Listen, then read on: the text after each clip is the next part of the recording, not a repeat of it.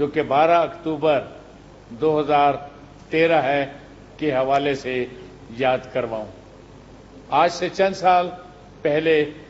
12 اکتوبر 1999 کو بھی اس ملک کی پارلیمنٹ پر، اس ملک کی جمہوریت پر شب خون مارا گیا تھا، اور اللہ تعالیٰ کا یہ نہایت ہی شکر ہے کہ اس کے بعد جب دوبارہ اس قسم کا اٹیمپٹ، اس قسم کی کوشش کی گئی تو آپ صاحبان کے، وکلا صاحبان کے، تمام ملک کے وکلا، دور دراز علاقوں کے وکلا، چاہے ان کا ڈسکے سے تعلق ہو، چاہے ان کا سیالکوٹ سے تعلق ہو، لاہور سے تعلق ہو، کوئٹہ، کراچی، پشاور اور جہاں سے بھی ان کا راول پنڈی، اسلام آباد کا تعلق ہو، انہوں نے قربانیاں دے کر اس شب خون مارنے کو ناکام بنایا۔ تو مجھے 12 اکتوبر، 9 مارچ اور 3 نومبر کے جب میں تمام ان واقعات کا موازنہ کرتا ہوں تو میں اس بات کو بخوبی طریقے سے سمجھتا ہوں کہ اب وہ وقت نہیں ہے جس کی وجہ سے کسی وقت بھی اس ملک کے آئین پر کسی قسم کی کوئی شب خون مارے گا یا وہ کامیاب ہوگا، کیونکہ اس کی کامیابی کی اب کوئی وجہ ہی نہیں ہے۔ دلیل اور ضمانت ہمارے وکلا صاحبان، ہماری سوسائٹی، ہمارے مزدور، ہمارے اسٹوڈنٹس تمام اس کی حفاظت کے لیے آج یہاں پر موجود ہیں۔ آپ لوگوں نے آئین کی پاسداری کر کے نہ صرف لوگوں کو، سٹیزنز کو اس بات کی یقین دہانی کرائی ہے کہ آپ کا جو حقوق ہیں وہ ان کا تعین آپ کو آئین کے مطابق ہی کرنا ہے۔ آپ وکلا صاحبان ہیں، بہتر طریقے سے سمجھتے ہیں کہ آئین کے بہت سی آرٹیکل کے نیچے آپ کے بنیادی جو حقوق ہیں ان کا تحفظ کیا گیا ہے، جیسے کہ آرٹیکل 9 ہے۔ آرٹیکل 9 اس بات کی ضمانت دیتا ہے کہ آپ کی زندگی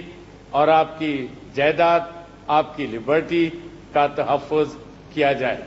آپ نے دیکھا ہوگا کہ سپریم کورٹ نے اور ہائی کورٹ نے بھی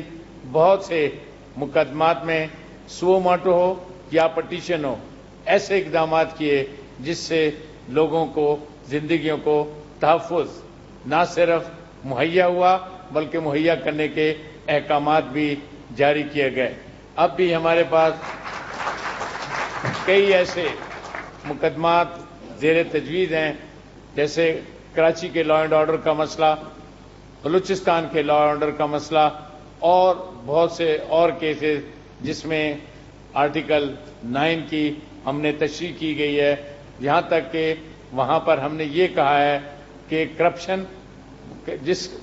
جیسا جو ایلیمنٹ ہے اس کو بھی اس آرٹیکل کی وجہ سے ختم کرنا لازم ہے۔ جب جناب صدر آج بات کر رہے تھے کہ یہاں پر ہم جب آتے ہیں تو ایک نہر ہے، نہر یہ ویسے پاکستان کے لیے بہت ہی اہم نہر ہے جس کا تمام لوگوں کو بخوبی 1965 اور 1971 کی جنگ کے حوالے سے آپ کو لوگوں کو اس کی اہمیت کا اندازہ ہے۔ تو یہ کہہ رہے تھے کہ یہاں پر دیوار ہونی چاہیے تاکہ کوئی کسی قسم کی کوئی یہاں پر ایکسیڈنٹ پیش نہ ہو جس کی وجہ سے کئی لوگوں کو کوئی نقصان نہ ہو۔ مجھے یاد ہے 2 سال پہلے اس قسم کا ایک آدھا انسیڈنٹ ہوا بھی تھا جس کی وجہ سے کوئی گاڑی یہاں پر نہر میں گری اور کافی لوگ اس میں ویگن تھی مر گئے تھے۔ تو میں جناب صدر کے اس مطالبے کی بھرپور حمایت کرتا ہوں اور میں آپ لوگوں کے فیصلے سے صوبائی حکومت اور فیڈرل حکومت کو یہ کہوں گا کہ یہ بہت ضروری ہے تاکہ لوگوں کی جانوں کی حفاظت کرنے کے لیے جو کہ دن رات عدالت کی طرف تشریف لائیں گے اپنے مقدمات کی وجہ سے، ان کو یہاں پر کوئی پروٹیکشن وال یا کوئی اس قسم کا انتظام کیا جائے تاکہ وہ آرام سے آسانی سے دن رات بغیر کسی خوف و خطر کہ کوئی ایکسیڈنٹ پیش ہو جائے یہاں پر کوئی اس قسم کی تعمیر ضرور کریں جس کی وجہ سے تمام لوگ جو اس طرف آتے ہیں وہ محفوظ رہیں۔ میں چیف جسٹس صاحب سے انہوں نے خود بھی اس بات کا وعدہ کیا ہے کہ وہ آپ کے تمام مطالبات مانیں گے۔ میں انشاءاللہ بھی گزارش کروں گا کہ وہ یہ جو آپ کی جائز ضروریات ہیں وہ پوری کریں، اور ساتھ ہی ساتھ میں آپ تمام کا اور خاص طور پہ ارشد صاحب کا جنہوں نے خود سوزی کا فیصلہ کیا تھا اور کا نہایت مشکور ہوں، اور مجھے آپ لوگوں کے سارے شناسہ چہرے ہیں جن کو جب تحریک چل رہی تھی کسی نہ کسی صورت میں دن رات مجھ سے ملنے کا اتفاق ہوتا تھا، اور میں چودھری